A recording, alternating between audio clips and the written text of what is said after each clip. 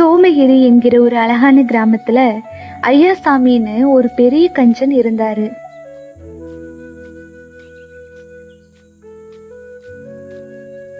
அவரும் அவரோட மகன் ராமுவும் மருமக தேவியும் டெய்லியுமே தோட்டத்துல வேலை செய்வாங்க.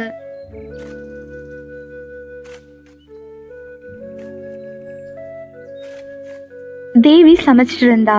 ஐயாசாமி நேத்து சந்தையில வாங்கின காய்கறி கணக்க வெறிச்சு பாத்துட்டு இருந்தாரு. ஏ தேவி, நேத்து ரசத்துல எதுக்குடி 2 தக்காளிய நசுக்கி போட்ட? ஏன் ஒரு தக்காளிய பாதியா நறுக்கி போட்டா பத்தாதா? ஏதோ மகாராணி வீட்டு பொண்ணு கணக்கா இப்படி வாரி இறைச்சுனா அப்புறம் எல்லாருமே நடுத்தருவுல தான் நிக்கணும் பாத்துக்கோ.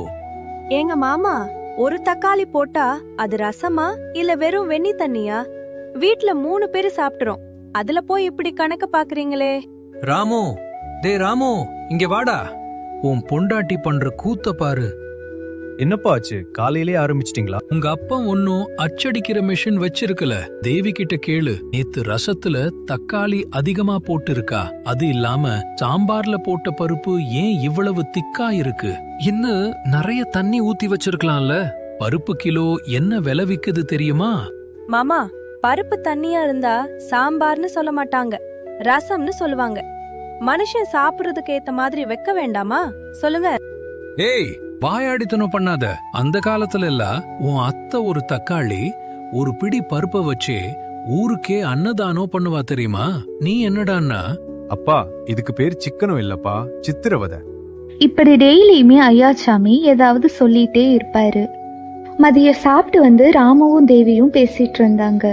அப்போ ஐயாசாமி வேகமா வந்து ஒரு மெழுகுவத்தியை ஏத்தி வச்சுட்டு, இனிமே ராத்திரி 7 மணிக்கு மேல ஒரு லைட் மட்டும்தான் எரியணும். அதுவும் இந்த மெழுகுவர்த்தி தான். ஃபேன் 1க்கு மேல ஓடக்கூடாது. கரண்ட் பில்லுல யூனிட் ஏற ஏற என் நெஞ்சு வலி ஏறுதுடா. மாமா, இருட்டுல தெரியாம தடுக்கி விழுந்துட போறோம்.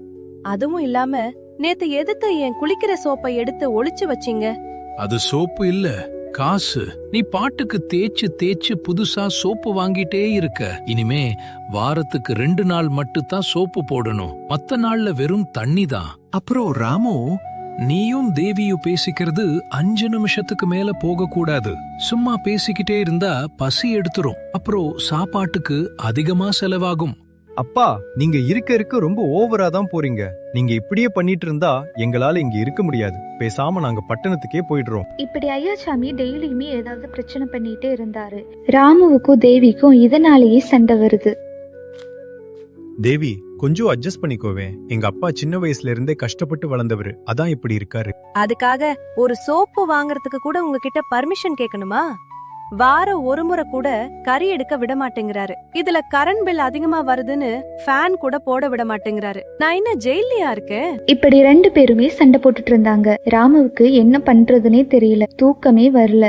என்ன பண்ணலான்னு யோசிச்சுட்டு இருக்கும் போதுதான் அவனுக்கு அருண் மதனை பத்தி ஞாபகம் வந்துச்சு. உடனே அடுத்த நாள் அவங்க 2 பேரையுமே போய் பார்த்து நடந்த எல்லாத்தையும் சொன்னதும் அடுத்த நாள் 2 பேருமே ஐயாசாமி வீட்டுக்கு வந்தாங்க. ஐயாசாமி வெளியில இருந்தாரு. அப்ப அருணும் மதனும் அங்க வந்தாங்க. அருண் கையில சவுண்ட் மீட்டர் மாதிரி ஏதோ ஒரு கருவி இருந்துச்சு. அவங்க அங்க வந்து நின்னதும் அதுல இருந்து சவுண்ட் வர ஆரம்பிச்சது. அந்த சவுண்ட் மீட்டரால அங்க எங்கேயும் செக் பண்ணி பார்த்துட்டு, மதன், இந்த வீட்டு செவுத்துல பயங்கரமா நெகட்டிவ் வைப்ரேஷன் இருக்குடா. ஒருவேளை அந்த ஆவி உபத்துல இருக்குமோ அப்படின்னு அருண் வேணும்னே சொன்னான். அதை கேட்ட ஐயாசாமி, தம்பி, என்னப்பா ஆவி அது இதுன்னு சொல்றீங்க? என்ன ஆவி? மாமா, உங்க தாத்தா ஒரு கோடீஸ்வர கஞ்சன் போல தெரியுது. அவர் சாகும்போது ஒரு பெரிய வைர மோதிரத்தை வாய்க்குள்ள வச்சுக்கிட்டு செத்துட்டாரு. அந்த வைரம் இப்போ உங்க வீட்டை சுத்தி தான் எங்கேயோ இருக்கு போல. அதான் இந்த மிஷின்ல இருந்து சவுண்ட் வருது. என்னது, வைரம் இருக்கா? எங்க வைரம் இருக்கு? அந்த வைரம் உங்க வீட்டை சுத்தி தான் எங்கேயோ இருக்கு. அது எங்க இருக்குன்னு தான் தெரியல மாமா.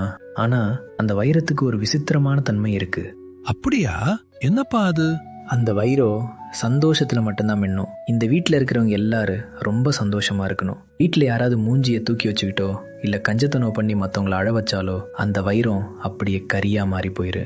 அப்புறம் அது 1 ரூபாய்க்கு கூட போகாது. அப்படி அவங்க சொல்லிட்டு போனதும் ஐயாசாமிக்கு என்ன பண்றதுன்னே தெரியல. என்ன பண்ணா இவங்க 2 பேரும் சந்தோஷமா இருப்பாங்கன்னு யோசிச்சுட்டு இருந்தாரு. அந்த வைரம் கிடைக்கணும்னா நாம கஞ்சத்தனம் இல்லாம 2-3 நாள் இருக்கிறது தான் நல்லது. அப்படி நினைச்சிட்டு உடனே கடைக்கு போய் மீனு மட்டன்னு எல்லாத்தையும் வாங்கிட்டு வந்தாரு. தேவி, தேவி, கொஞ்சம் வெளியே வா. ஐயாசாமியோட சத்தத்தை கேட்ட தேவி உடனே வெளியே வந்து பார்த்ததும் அவளுக்கு ரொம்ப ஆச்சரியமா இருந்துச்சு. தேவி, இதுல மீனு மட்டன்னு உனக்கு பிடிச்ச எல்லாமே இருக்கு. அப்புறம் நல்லா நெய் ஊத்தி ஒரு கேசரி பண்ணு. இன்னைக்கு நம்ம வீட்ல கல்யாண சாப்பாடு. மாமா, உங்களுக்கு உடம்பு ஏதாவது சரியில்லையா? இல்ல இது கனவா? என்னால நம்பவே முடியலையே. நீங்க 2 பேருமே சாப்பிட்டு சந்தோஷமா இருந்தாலே எனக்கு போதும். தேவியும் அதை வாங்கிட்டு போயிட்டு பெரிய விருந்தே ரெடி பண்ணா. எல்லாரும் ரொம்ப சந்தோஷமா சாப்பிட்டாங்க. இப்போ 2 பேருமே ரொம்ப சந்தோஷமா இருக்கீங்களா? சந்தோஷமா இருக்கோம் மாமா. சாப்பிட்டு முடிச்சிட்டு ராமுவும் தேவியும் ரூம்ல பேசிட்டு இருந்தாங்க. அப்போ ஐயாசாமி அங்க வந்தாரு. அம்மா தேவி, ஏம்மா இருட்டுல இருக்க? 4 லைட்டைய போடுமா, வீடே ஜெகஜோதியா இருக்கணு. அப்புறம் அந்த சோப்பு, அதோ அந்த அலமாரியில 1 டஜன் புது சோப்பு வாங்கி வச்சிருக்கே, எடுத்து இஷ்டத்துக்கு தே. மாமா, நிஜமாவா சொல்றீங்க? என்னால நம்பவே முடியல மாமா. ஆமாமா. அப்புறம் ராமு, நீயும் தேவியும் 5 நிமிஷம் இல்ல 5 மணி நேரம் பேசுங்க. சிரிச்சு சிரிச்சு பேசுங்க. சிரிப்பு சத்தோ வெளிய வரைக்கும் கேட்கணும். அப்பதான் அந்த வைரம் ஜொலிக்கு. அப்படி சொல்லிட்டு ஐயாசாமி அன்னைக்கு ராத்திரி ஹோட்டல்ல இருந்து எல்லாருக்கும் பிரியாணி வாங்கிட்டு வந்தாரு. ஃபேன் 5ல ஓடுது. ஐயாசாமி ஒவ்வொரு நிமிஷமும் அவங்க 2 பேரோட முகத்தையும் பார்த்து சந்தோஷமா இருக்கிறீங்களா, சிரிக்கிறீங்களான்னு கேட்டுட்டே இருந்தாரு. என்னங்க, நிஜமாவே இன்னைக்கு நடக்கிறதெல்லாம் கனவா இல்ல நனவா? மதியம் நான் சோறு போட்டு சாப்பிட்டு இருந்தப்போ உங்க அப்பா கறித்துண்டு கம்மியா இருக்கு, இன்னும் 2 போட்டு சாப்பிடுமான்னு சொன்னப்பவே எனக்கு மயக்கமே வந்துருச்சு தெரியுமாங்க? ஆமா தேவி, எனக்கே ஆச்சரியமா தான் இருந்துச்சு. ஏண்டா ரவி, ஃபேன் 1ல ஓடுது 5ல வைன்னு சொல்லிட்டே அவரே வந்து ஃபேனை 5ல வச்சுட்டு காத்து கம்மியா வருது ஜன்னலை திறந்து வைன்னு சொல்றாரு. மதனும் அருணும் பண்ண மேஜிக் அப்படி. ஆமாங்க, அந்த வைர மோதிர கதைய அவர் நெஜோன்னு நம்பிட்டாரு பாத்தீங்களா? ஆனா ஒண்ணுங்க, மனுஷன் இன்னைக்கு சிரிச்சு பேசின பத்தா அவர் முகத்துல அந்த பழைய கலையே வந்துச்சு. இத்தனை நாளா காசுன்னு பேய் பிடிச்ச மாதிரி அலைஞ்சதுல அவரும் நிம்மதி இல்லாம நம்மளையும் நிம்மதி இல்லாம வச்சிருந்தாரு. ஆமா தேவி, ஆனா இது எத்தனை நாளைக்கு நீடிக்கும்னு தெரியலையே. அந்த வைர மோதிரம் கிடைக்கலன்னு தெரிஞ்சா மறுபடியும் பழையபடி கணக்கு நோட்டை தூக்கிட்டு வந்துருவாரோன்னு தான் பயமா இருக்கு. இல்லங்க, மதனும் அருணும் சொன்னதுல ஒரு விஷயம் மாமாவுக்கு நல்லா உரைச்சிருக்கும். நீங்க சந்தோஷமா இருந்தாதான் வைரம் ஜொலிக்கும்னு சொன்னாங்க பாருங்க. அதுல மாமா கொஞ்சம் யோசிக்க ஆரம்பிச்சிட்டாரு. இன்னைக்கு மட்டன் பிரியாணி சாப்பிடும்போது அவரே சொன்னாரு, மருமகளே, இன்னைக்கு தான் வயிறு நிறைய சாப்பிட்ற, இன்னைக்கு நிம்மதியா தூக்கம் வரும்னு சொன்னாரு. ஆமா தேவி, முதல்ல மனுஷன் நிம்மதியா தூங்கட்டும்.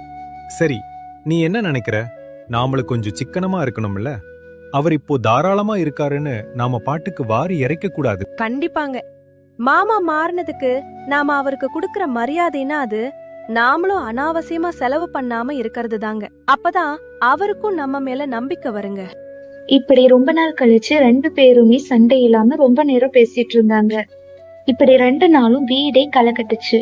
வீட்டுல எந்த சண்டையும் இல்லாம எல்லாரும் ரொம்ப சந்தோஷமா சாப்பிட்டு நிம்மதியா தூங்குனாங்க. அடுத்த நாள் காலையில மதனும் அருணும் அங்க வந்தாங்க. ஐயாசாமி ஒரு கறித்துண்டை எடுத்துட்டு வேகமா வந்தாரு. தம்பி, இத பாருங்க, வீட்டுக்கு பின்னாடி இந்த கறி கிடைச்சது. ஒருவேளை வைரம் கறியா மாறிடுச்சோ? நான் நேத்து அவ்வளவு செலவு பண்ணி இப்படி ஆகிடுச்சே. மாமா, அது அடுப்பு கறி, வைரம் இல்ல. அப்பாடா, இப்பதான் நிம்மதியா இருக்கு. அந்த வைரத்தை எப்படிப்பா கண்டுபிடிக்கிறது? வைரோ ஏற்கனவே கிடைச்சிருச்சு மாமா. என்னது, வைரம் கிடைச்சிடுச்சா? எங்க அப்பா அந்த வைரம். மாமா, இந்த 3 நாளா உங்க மகன் முகத்திலையும் மருமகள் முகத்திலையும் ஒரு சந்தோஷம் இருந்துச்சு பாத்தீங்களா? நீங்க கவலை இல்லாம எவ்வளவு நிம்மதியா தூங்குனீங்க. இதுதான் மாமா உண்மையான வைரம். அப்போ என்ன ஏமாத்திட்டீங்களா? இல்ல மாமா, நீங்க சேர்த்து வச்ச காசு நாளைக்கு யாருக்கு போக போகுது? உங்க பையனுக்கு தான். ஆனா இன்னைக்கு அவங்க மனசை நோகடிச்சு நீங்க சேர்க்கிற காசுல என்ன புண்ணியம்? இந்த 3 நாள்ல இந்த வீட்டுல சண்டையே இல்ல பாத்தீங்களா? காசு போனா வரும் மாமா, ஆனா மன நிம்மதி போனா வராது. ஆமா மாமா, வைரத்தை விட விலை மடிப்பில்லாதது உங்க குடும்பத்தோட நிம்மதி. நீங்க கஞ்சத்தனம் பண்ணி சேர்க்கிற காசு கடைசியில உங்களை ஒரு தனி மரமாக்கிடும் பாத்துக்கோங்க. அப்படி 2 பேரும் சொன்னதும் ஐயாசாமி மெதுவா தன்னோட மகனையும் மருமகளையும் திரும்பி பார்த்தாரு. அவங்க முகத்துல இருந்த சந்தோஷத்தை பார்த்ததும், தம்பிங்களா, நீங்க சொல்றது சரிதா. நான் காசை சேர்த்து வச்சது என் புள்ளைங்க கஷ்டப்படக்கூடாதுன்னு தான். ஆனா என்னோட கஞ்சத்தனத்தால அவங்க கஷ்டப்படுறத நான் கவனிக்காம இருந்துட்டேன். இனிமே கஞ்சத்தனம் பண்ணவே மாட்டே, ஆனா ரொம்ப செலவும் பண்ண மாட்டே, சிக்கனமா இருப்பேன் அப்படின்னு ஐயாசாமி சொன்னதும் ராமுவுக்கு ரொம்ப சந்தோஷமா இருந்துச்சு. உடனே அருணுக்கும் மதனுக்கும் நன்றி சொன்னான். இப்படியே ஐயாசாமி, ராமு, தேவி 3 பேருமே ரொம்ப சந்தோஷமா வாழ்ந்து வந்தாங்க.